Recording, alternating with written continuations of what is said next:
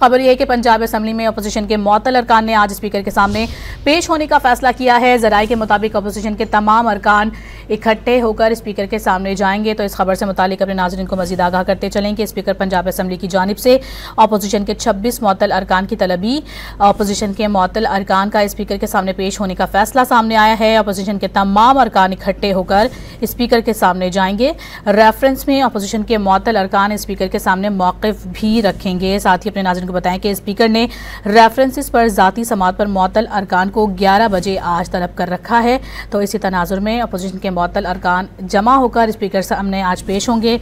Opposition के तमाम तर अरकान इकट्ठे होकर स्पीकर के सामने जाएंगे और रेफरेंस में अपोजिशन के मुअत्तल अरकान स्पीकर के सामने अपने तमाम तर जो भी उनके मौक़िफ़ होगा वो उनके सामने रखेंगे। वाज़ेह है कि स्पीकर ने रेफरेंस पर ज़ाती समात पर मुअत्तल अरकान को 11 बजे आज तलब कर रखा है।